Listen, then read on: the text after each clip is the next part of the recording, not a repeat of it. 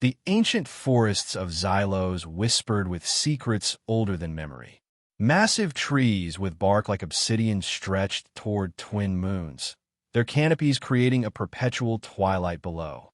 Within this primal landscape, the Kara tribe had hunted for generations uncounted. Among them, none was more revered than Lyra. They called her Fong and Claw of Xylos, a title earned through blood and unmatched skill. Her feline features, the slitted amber eyes, the delicate patterns of spots that adorned her bronze skin, the barely perceptible twitch of her pointed ears when she detected prey, embodied the perfect balance between sentient intelligence and predatory instinct that defined her people.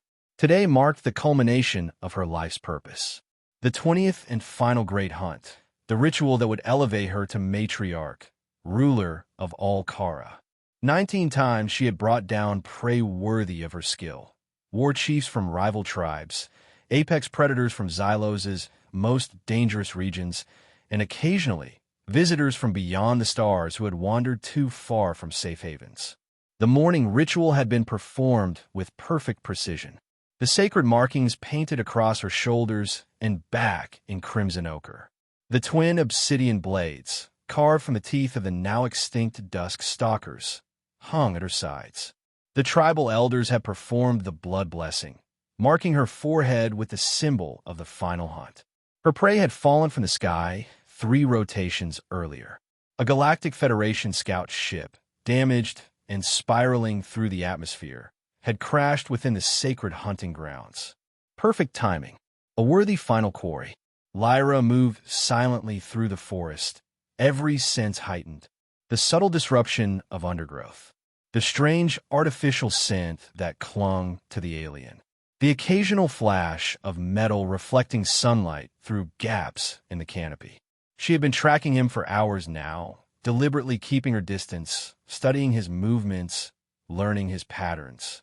His name was Jax, according to the identification markings on his torn uniform. A human male, Federation insignia indicating some kind of recon specialist. He moved with purpose despite his injuries, a deep gash along his right thigh, minor burns across his left shoulder, and what appear to be several broken ribs from the way he favored his right side when breathing. Impressive that he still lived. Most crashed off-worlders perished on impact or succumbed to Xylos' aggressive atmosphere within hours. This one had clearly received training for hostile environments. He had fashioned a crude filtration mask from components of his ship, found water, even attempted rudimentary shelter. His instincts were sound. It would make the final kill more satisfying. Lyra circled ahead, moving through the tree canopy with practiced ease, positioning herself for the ambush. The ritual demanded a clean kill, a strike to the throat or heart, preceded by the ceremonial words that would release the prey's spirit to join the cosmic cycle. She would grant him dignity in death, more than most off-worlders received on Xylos. From her perch 20 feet above, Lyra observed her prey stumbling into the small clearing. Perfect. She unsheathed her blades, their obsidian surface absorbing rather than reflecting light. The words of the ancient rite formed in her mind as she tensed, calculating the precise angle of descent. With respect for your journey, she whispered in the Karen tongue, I claim your strength as my own. She descended in perfect silence, blades extended, her body a weapon honed through decades of training and 19 successful hunts. Her target would never know what hit him. Except impossibly, he moved. Not a deliberate dodge. Nothing so calculated. Merely a stumble as his injured leg gave way. But it was enough to turn what should have been a clean strike through the heart into a glancing blow. Her blade carved a shallow line across his shoulder as she landed in front of him, momentarily off balance. Jax reacted on pure instinct, throwing himself backward, a piece of jagged metal from his ship's wreckage clutched in his hand. The makeshift weapon caught Lyra across her forearm, drawing a thin line of emerald blood. Both predator and prey froze in mutual shock. Blood. Her blood. On her 20th hunt. No prey had ever drawn blood from Lyra. Not in training. Not in 19 perfect hunts. The universe itself seemed to hold its breath at this impossibility. The human's eyes widened behind his makeshift mask, clearly recognizing the gravity of what had just occurred, even if he couldn't understand why. He scrambled backward, preparing either to run or to make a final stand. Lyra touched the shallow cut with a mixture of disbelief and dawning rage. This wouldn't do. This couldn't be how her ascension was marked. The final hunt must be perfect, unblemished. Run, she snarled in the common trade language of the Federation, knowing he would understand the threat, even if her pronunciation was imperfect. Run so I can hunt you properly. And to her satisfaction, he did. The deep canopy of Xylos's ancient forest swallowed the fading daylight, plunging the undergrowth into premature darkness. Jax pressed himself against the gnarled trunk of a massive tree, his breathing controlled despite the fear coursing through him. 6 hours of being hunted had taught him much about his pursuer. She was Kara, the apex predator species of this hostile world. Federation briefings had covered them only in vague warnings. Territorial, ritualistic, lethal to outsiders. The briefings hadn't mentioned their speed, their uncanny silence of movement, or the almost supernatural connection they seemed to have with the forest itself. His tactical training had kept him alive so far, but barely. 3 times she had nearly had him. 3 times only desperate, split-second maneuvers had saved his life. The wound on his leg was bleeding again, and the pain in his ribs made each breath an exercise in control. The small transceiver he'd salvaged from his ship remained stubbornly silent. Federation rescue protocols dictated a 3-day window for emergency extraction, but that assumed functioning communication equipment. Without it, his survival hinged entirely on outlasting his hunter, a prospect that grew more unlikely with each passing hour. Still, Jax refused to accept defeat. He had modified the environment where he could, setting rudimentary alarms using wreckage from his ship, thin strings of wire with metal fragments that would clink together if disturbed. He had laid false trails, doubled back on his own path, even waded through a shallow stream for nearly a mile to mask his scent. What puzzled him was the nature of the hunt itself. She could have killed him several times over, yet she seemed to be playing with him, testing him. The Kara had spoken the trade language. Run, so I can hunt you properly, suggesting this was more than simple territorial aggression. A ritual, then, some cultural practice where he was merely a convenient participant. Jax checked his makeshift weapons, a jagged piece of hull metal that had already proven its worth by drawing the hunter's blood, and a crude spear fashioned from a broken support strut. Neither would be enough in direct combat, but they might buy him precious seconds. A faint sound, almost imperceptible, caught his attention. Not the normal chorus of Xylos's nocturnal creatures, but a deliberate silence moving through them. She was close again. He waited, controlling his breathing, masking his presence as best he could. A technique from survival training. Become part of the environment. Think like the terrain, not like prey. The silence passed overhead. Jax allowed himself a small measure of relief. She was good, supernaturally good, but not infallible. Her patterns were becoming recognizable. She preferred height. She liked to observe before striking. She seemed to enjoy the pursuit almost as much as the anticipated kill. That psychological insight might be his only advantage. When certain she had moved on, Jax continued his makeshift preparations. Using broken electronics from his emergency kit, he constructed a crude motion-triggered device that would emit a bright flash and a loud frequency. Not a weapon, but a distraction that might give him the seconds needed to escape another close encounter. As the night deepened, Jax became aware of a change in the forest's ambient sounds. The incessant buzzing of winged insects diminished. The distant calls of arboreal creatures ceased. A heavy pressure began building in the air itself. Weather. And, judging by the rapidness of the change, nothing mild. The first raindrops hit with the force of small pebbles, hammering through the canopy. Within minutes, the forest floor became a network of rivulets and expanding puddles. Wind howled through the upper branches, snapping smaller limbs and sending them crashing down. Jax's tactical assessment shifted immediately.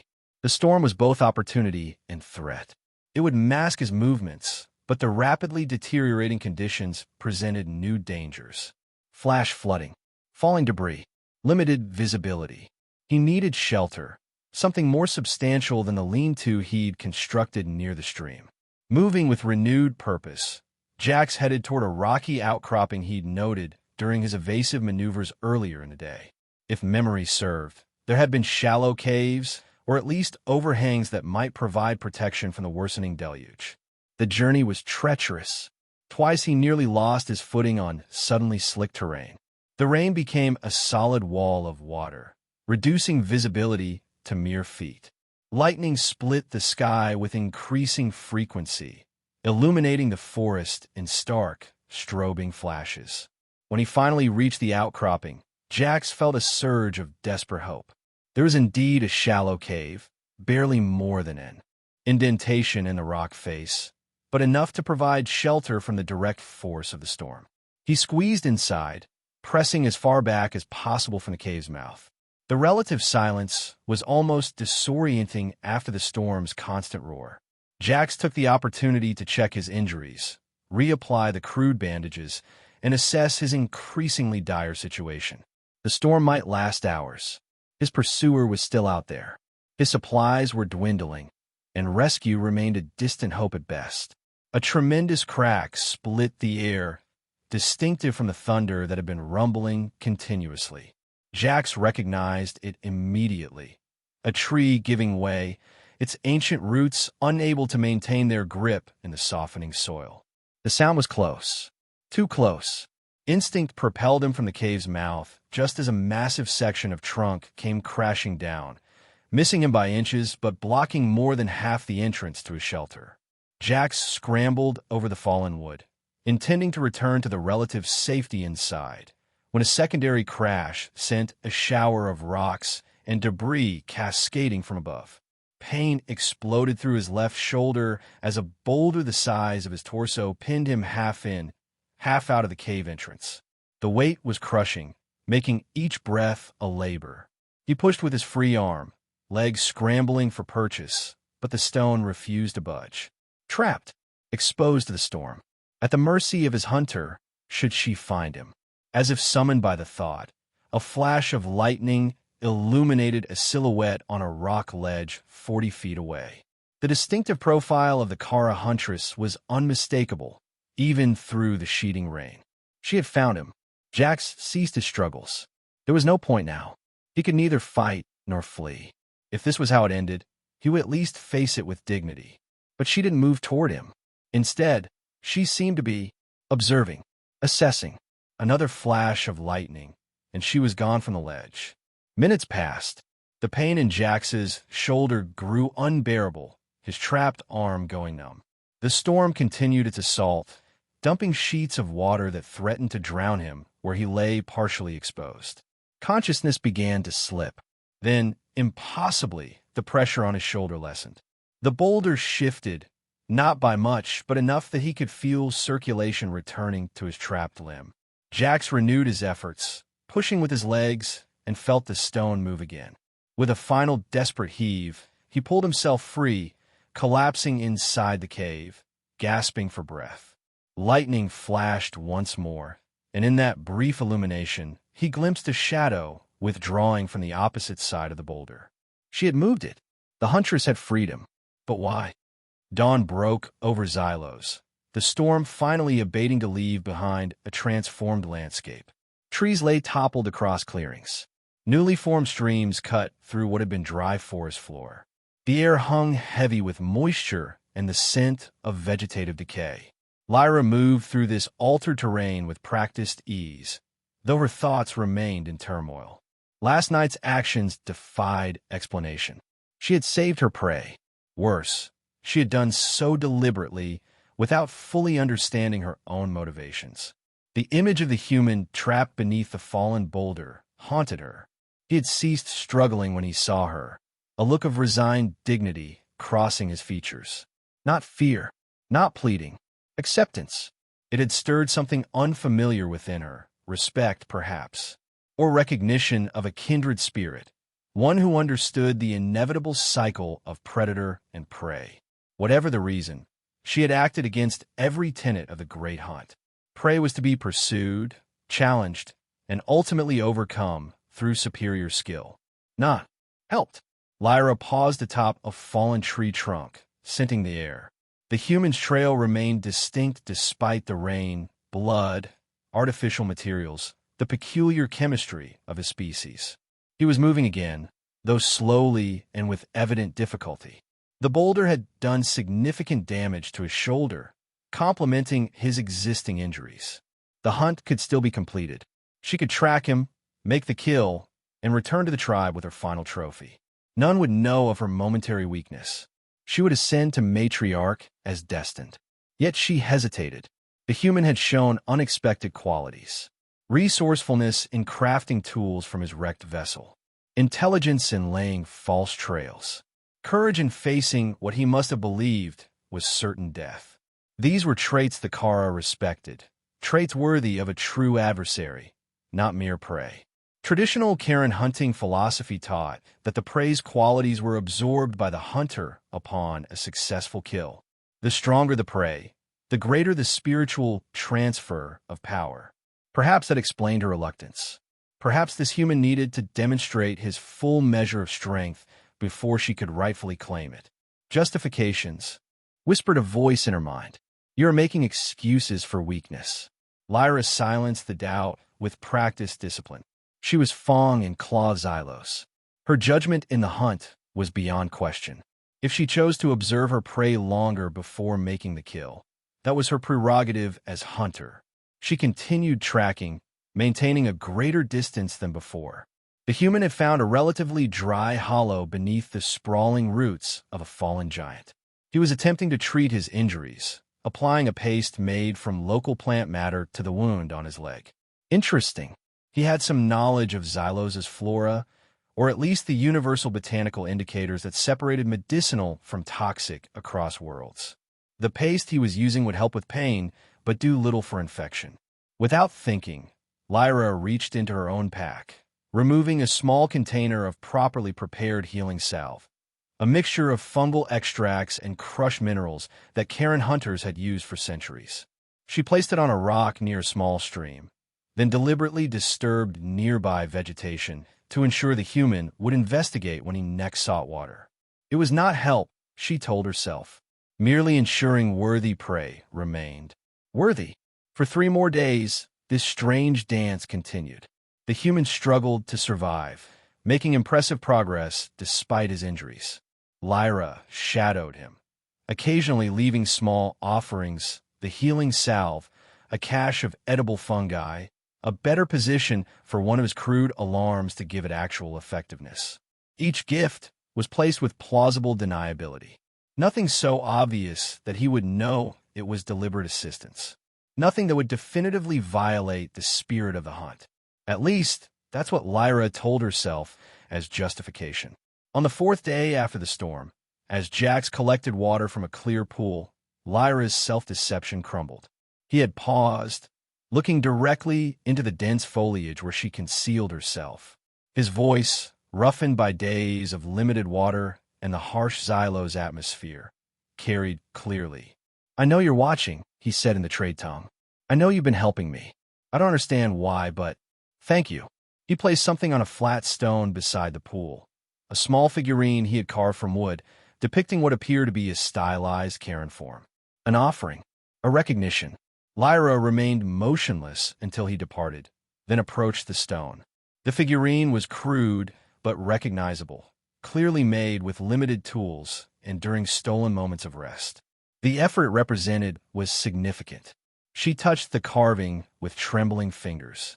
In 19 previous hunts, not once had she considered her prey as anything but targets to be overcome. Worthy of respect, yes, but ultimately obstacles on her path to power. This human, this Jax, had somehow become more. A presence she anticipated rather than merely tracked. A mind she engaged with rather than simply outmaneuvered. The realization struck with the force of a physical blow.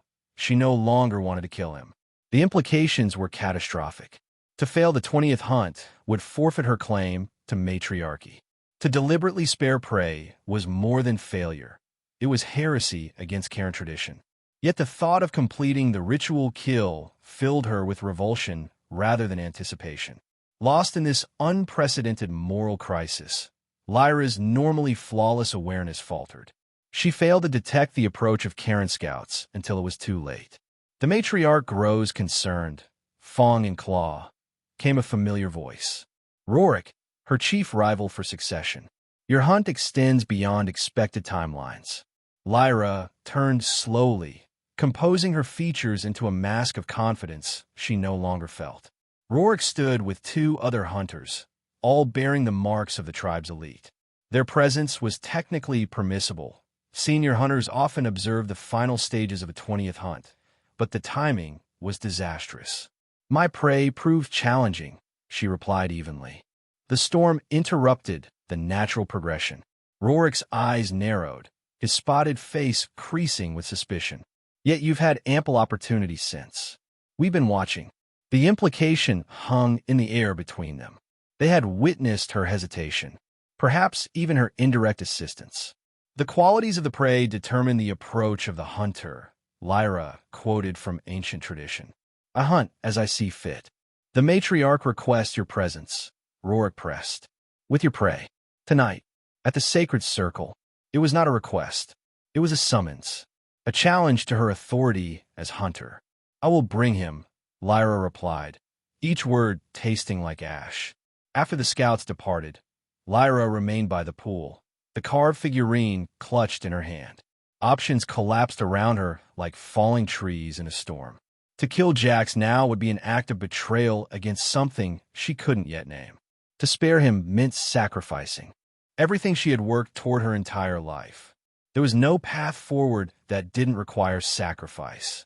With grim resolve, Lyra tracked Jax to his latest shelter, a hollow log reinforced with salvaged materials from his ship. She approached openly, making no attempt to conceal her presence. He tensed as she appeared, hand moving to his makeshift weapons, but there was recognition in his eyes rather than fear. You're the one who's been watching me, he said. The one who moved the boulder. Lyra nodded. I am Lyra, Fong and Claw of Xylos. You on my 20th hunt. Understanding dawned in his expression. That's why you haven't killed me yet. I'm some kind of special target. You were, she acknowledged. Now, I don't know what you are. She explained, haltingly at first, then with increasing fluency, the nature of the great hunt, her position in Karen society, and the summons that now hung over them both. Tonight, the matriarch expects me to complete the hunt before the tribe, to kill you as ritual demands. Jax absorbed this with remarkable composure. And if you don't, I forfeit everything. My status, my future, possibly my life. He studied her for a long moment. Yet you're telling me this instead of simply completing your hunt. What? The question cut to the heart of her confusion. Why indeed? What had changed in the space of a few days to unravel a lifetime of certainty? You fought to live, she said finally. Not just against me, but against Xylos itself. You adapted, created, endured. You showed personhood. Killing you would no longer be hunting. It would be murder. The distinction felt significant, though she struggled to articulate why. The Kara had always drawn lines between acceptable hunting of lesser beings and the taboo of killing their own kind. Somehow, Jax had crossed from one category into the other in her mind. What happens now, he asked. We go to the sacred circle. I present you to the matriarch. And then, I must choose between your future and my life. Lyra nodded, the weight of the decision pressing down like a physical force. Then I'll make it easier for you, Jax said, setting aside his weapons. I'll go willingly. And when the moment comes, I'll accept whatever you decide. His simple dignity only made her choice more impossible. The sacred circle blazed with torchlight, illuminating the faces of the assembled Kara tribe. Hundreds had gathered for what should have been Lyra's triumph, her ascension to matriarch-in-waiting upon completion of her 20th hunt. Instead, an atmosphere of tension permeated the ancient stone ring. Matriarch Vorna occupied the central position, her aged but powerful form draped in the ceremonial robes of leadership. Nearly 200 years old, she had led the tribe through decades of prosperity and maintained their independence despite increasing encroachment from the Galactic Federation. Her face, once the bronze of youth, had faded to a pale gold with age, but her eyes remained sharp as obsidian blades. Beside her stood Rorik, barely concealing his anticipation. He had wanted the position of successor for himself, and now sensed opportunity in Lyra's unprecedented delay. Lyra entered the circle with Jax, walking freely beside her. This alone caused murmurs among the gathered tribe. Prey was traditionally bound or unconscious when brought for the final kill. This human walked with dignity despite his injuries, his eyes taking in the assembled predators without visible fear. Fang and Claw. Vorna's voice carried across the hushed gathering. You bring your final prey before us. The 20th hunt concludes tonight. It was both statement and command. Lyra felt the weight of generations of tradition pressing down upon her. Thousands of successful hunts. Hundreds of matriarchs selected through this exact ritual. The entire foundation of Karen society. Matriarch, she acknowledged with a traditional bow. I present Jax of the Galactic Federation. He has survived Xylos for 9 days. He has drawn my blood. He has demonstrated intelligence, resourcefulness, and courage worthy of recognition. More murmurs. The drawing of blood was significant, an almost unheard of occurrence for one of Lyra's skill. But her choice of words was even more unusual. Prey was not typically described with such terms of respect. Vorna's eyes narrowed. You honor your prey with your words, Fang and Claw. Is this to magnify your own achievement in taking him down? The question offered an escape. Lyra could agree, complete the ritual kill, and secure her position. The path of least resistance. The expected choice. No, matriarch, she replied instead. I honor him because he has earned honor. I have observed him, studied him, in some ways, known him, and I have come to believe that the taking of his life would diminish rather than enhance our tribe. Gasps rippled through the assembly. Rorik stepped forward, his face contorted with disgust. Heresy, he spat. The prey has bewitched her somehow. This off-worlder has corrupted the Fang and Claw with Federation mind techniques. I have not been corrupted. Lyra's voice rang clear and confident despite her inner turmoil. I have been enlightened. The Great Hunt exists to prove our worthiness to lead through skill, cunning, and strength. But true leadership also requires wisdom. The wisdom to recognize when tradition must evolve. Vorna raised a hand, silencing the growing commotion. Explain yourself clearly, Lyra. Are you refusing to complete your hunt? The moment stretched, taut as a drawn bowstring. Lyra looked at Jax, who stood calmly despite being surrounded by predators who had spent millennia hunting beings like him. He gave an almost imperceptible nod. I am proposing an alternative completion, Lyra said. The hunt demonstrates the qualities needed for leadership, skill, judgment, courage. I have demonstrated all these qualities throughout 19 successful hunts. But in this 20th hunt, I have learned something equally valuable. The recognition of sentient life's inherent worth beyond our traditional categories. She drew her obsidian blades, and the tribe tensed collectively. But instead of turning them on Jax, she placed them on the ground before the matriarch. Federation records will show a Karen hunter spared a human when tradition demanded his death. They will remember that the Kara can be reasoned with, not merely feared. Is this not also a form of strength for our tribe? A demonstration that we hunt from choice and culture, not mindless instinct. Rorik snarled, stepping toward Jax with clear intent. If you will not complete the ritual, I will do it for you. Lyra moved faster than thought, positioning herself between Rorik and Jax, her body tense with protective instinct. Touch him, and you challenge me directly, Rorik. Is that what you wish? The threat was clear. Despite her renunciation of the hunt, Lyra remained the tribe's most lethal warrior. Few would willingly face her in direct combat. Enough! Vorna's command cut through the tension. The ancient matriarch rose from her seat, moving with surprising grace to stand before Lyra. You risk everything for this principle, Fang and Claw. Your status, your future, the culmination of your life's purpose. Lyra met her gaze steadily. If my life's purpose cannot accommodate growth and understanding, then perhaps I have misunderstood that purpose, matriarch. For a long moment, Vorna studied her, then turned her attention to Jax. And you, human, you stand willingly beside the one who hunted you, who intended your death. Why? Jax considered his words carefully. Where I come from, we believe true character is revealed not in how we treat equals, but in how we treat those over whom we have power. Lyra had absolute power over my life. She chose mercy when tradition demanded cruelty. That's someone I'd follow, someone I'd trust to lead. Vorna's expression remained unreadable. She turned back to the assembled tribe. Our ways have remained unchanged for 10,000 cycles. We hunt, we kill, we absorb the strength of worthy prey. This is the foundation of Karen's society. Rorik smiled triumphantly, while Lyra's heart sank. And yet, Vorna continued, the forest itself changes.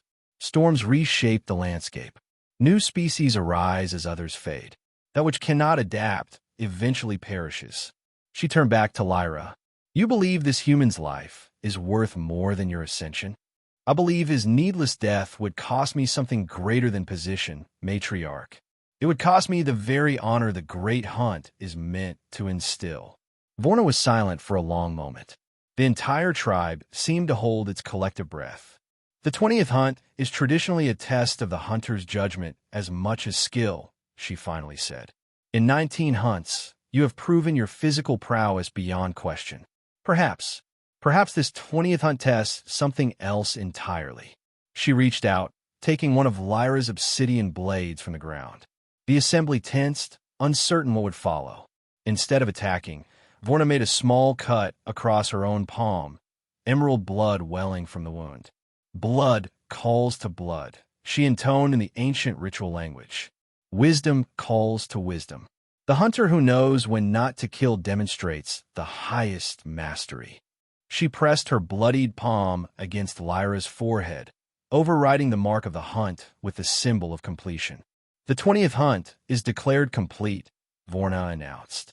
Lyra has demonstrated not only the skill to take life, but the wisdom to preserve it when preservation serves a greater purpose. Disbelieving murmurs swept through the gathering. Rorik's face contorted with rage. This makes mockery of our traditions. The prey lives. The prey, Vorna corrected sharply, has been claimed in a different way. Not through death, but through alliance. The Federation human stands under Lyra's protection now, her first act as recognized successor. She turned to Jax. You will return to your people and tell them of care and mercy, of our capacity for change. This will serve our tribe better than your silent death ever could. The implications were enormous. Centuries of isolation policy potentially shifted by this single decision.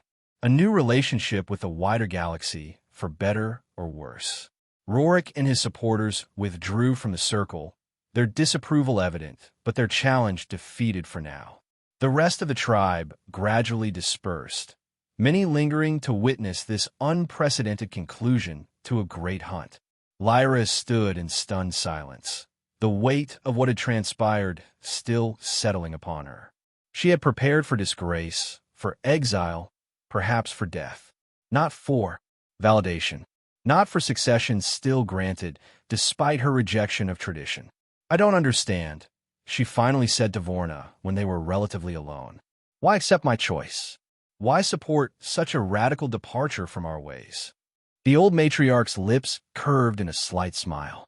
You think you're the first to question the hunt, young one? In 2 centuries of life, do you imagine I never faced such a moment of recognition? The difference is that you had the courage to act upon it publicly, to force our tribe to confront the contradiction at our core. She glanced toward Jax, who stood respectfully apart, giving them privacy. We pride ourselves on being more than mere animals, yet our most sacred tradition treats thinking beings as nothing more than prey. Perhaps it is time this contradiction was addressed. Lyra absorbed this, a new understanding of her mentor blooming. There will be resistance. Rorik and others. Of course, Vorna nodded. Change never comes without struggle. That is your first challenge as successor. Not all hunts involve blades, Lyra. Some are fought with words, with policy, with the slow reshaping of minds. She placed a gnarled hand on Lyra's shoulder. Now go.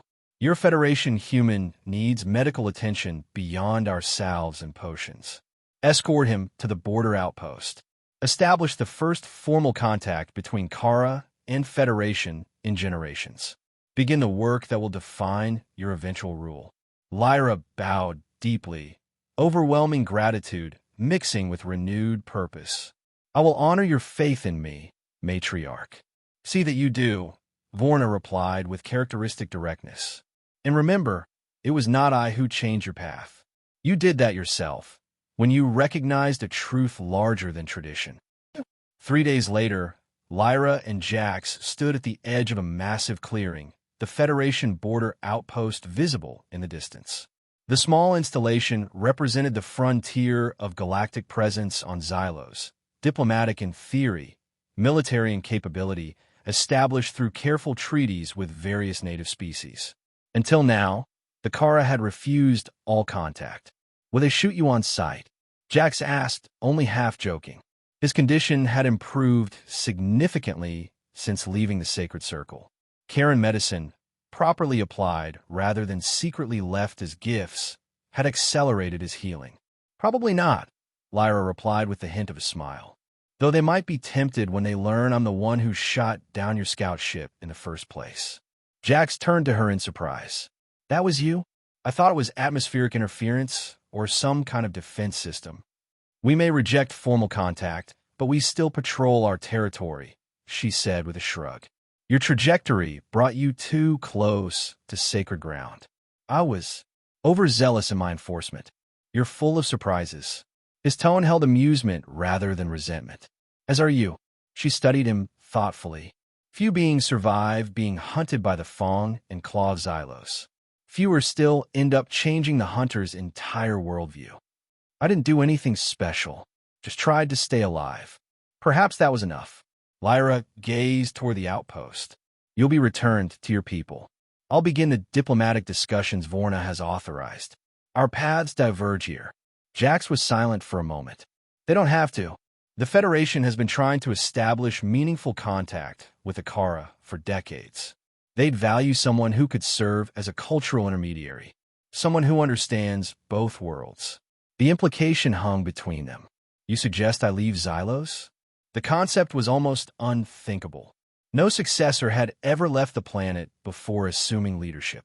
Not permanently, but experiencing the wider galaxy might provide perspectives that would serve you well as matriarch. And he hesitated. I'd like the chance to know you when you're not actively trying to kill me. Lyra surprised herself with a genuine laugh. A fair point, though I was only actively trying to kill you for the first few days. Semantics. His smile faded into seriousness. Think about it, at least. The Federation needs allies like the Kara. Independent, principled, strong. And the Kara might benefit from allies too, especially with the way the galaxy is changing. She considered this. The prospect of leaving Xylos was daunting, but the possibility of gaining knowledge that would benefit her people was compelling. And there was something else, a curiosity about this human, this Jax, that wasn't easily dismissed. I will discuss the possibility with Vorna, she conceded. A cultural exchange might serve both our peoples. They resumed walking toward the outpost. Already, sensors had detected them. A small welcome party was forming at the perimeter.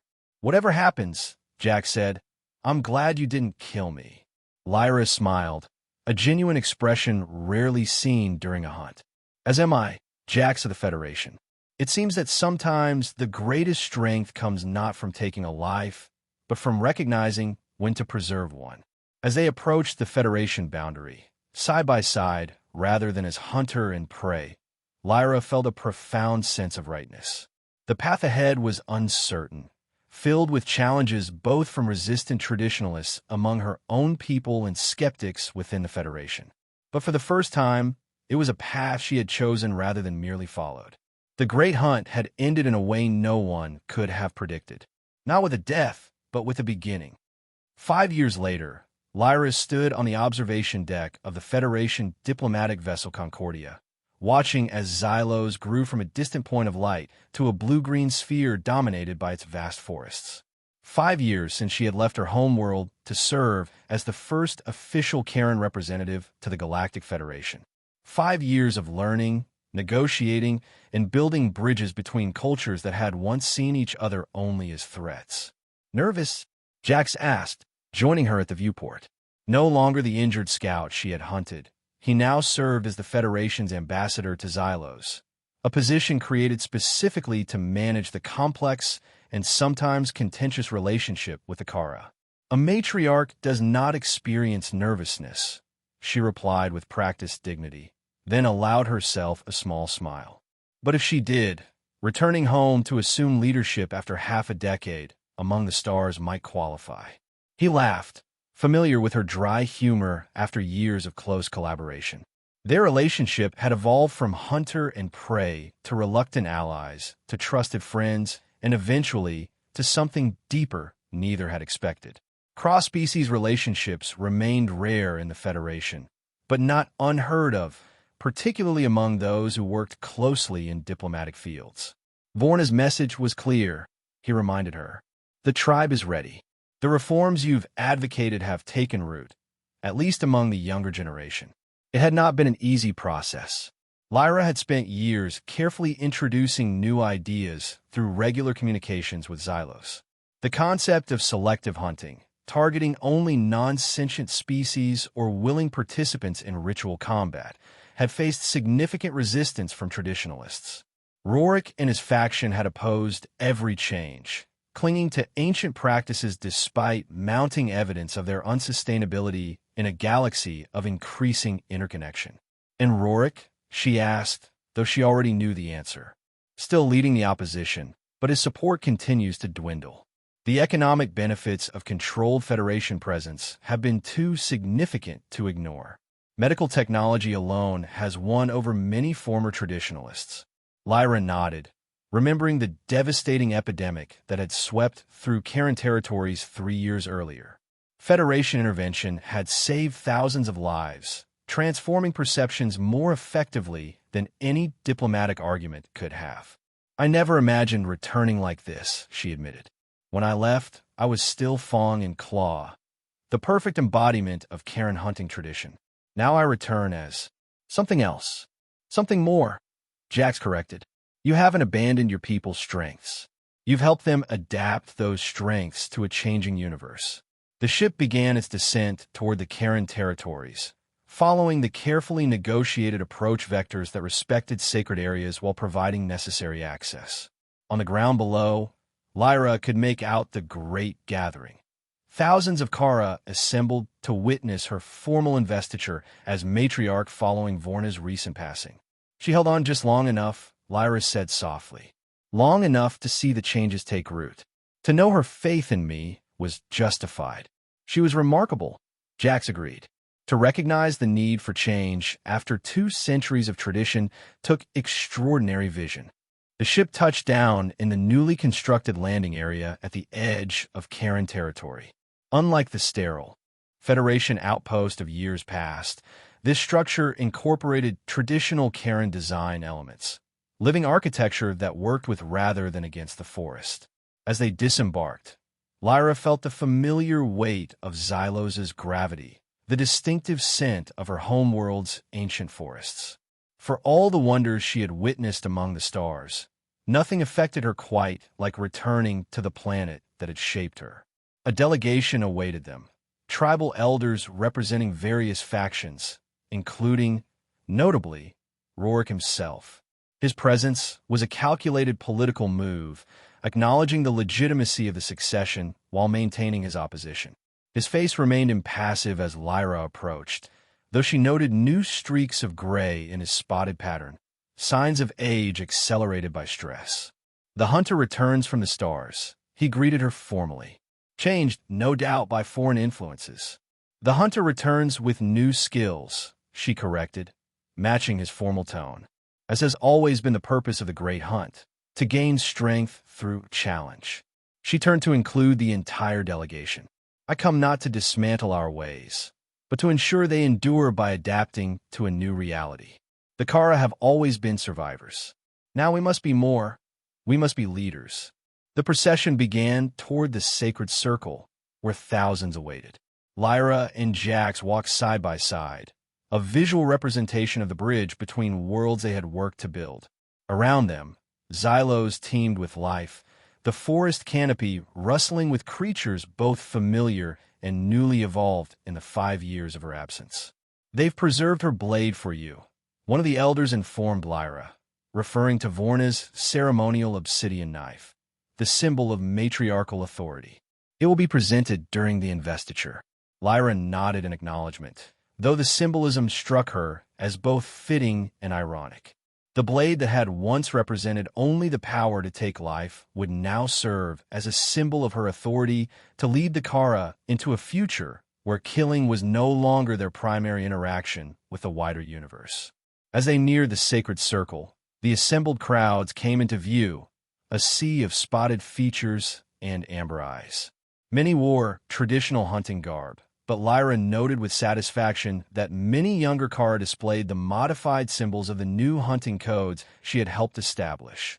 Marks indicating specialization in non-lethal tracking, conservation, or sanctioned competition rather than traditional prey hunting. Your 20th hunt never truly ended, did it? Jax observed quietly. It just transformed into something larger. Lyra considered this, remembering the desperate chase through Xylos' forests. The moment of recognition when she had seen Jax as a person rather than prey, the fateful decision in the sacred circle that had altered her path forever. Perhaps you're right, she acknowledged. From hunting a single life to pursuing a better future for an entire people. From seeking to end a life to finding ways to preserve many. They paused at the entrance to the sacred circle, where tradition dictated Lyra would enter alone to accept the mantle of leadership. She turned to Jax, taking his hands in a gesture that would have been unthinkable for the hunter she had once been. Had you died in those forests 5 years ago, none of this would exist, she said softly. Sometimes the greatest failure becomes the greatest opportunity. I'm glad I refused to die, he replied with a smile. Though I wouldn't recommend being hunted by you as a general life strategy. Lyra laughed, the sound carrying across the hushed assembly, causing ripples of surprise. A matriarch showing such open emotion before the investiture was unprecedented. But then, everything about her path had been unprecedented. She squeezed his hands once more, then turned toward the sacred circle, head high, steps confident. Behind her stood the universe of possibilities she had discovered. Before her waited the people she had been born to lead. The Huntress who had once been the deadliest on her planet now pursued a different kind of prey. A future where strength and compassion were not opposing forces, but complementary powers. Where tradition provided foundation rather than limitation. Where the recognition of a single life's value had transformed an entire world. She stepped into the circle, ready to complete the hunt that had begun not with a pursuit through the forest, but with a moment of mercy that had changed everything.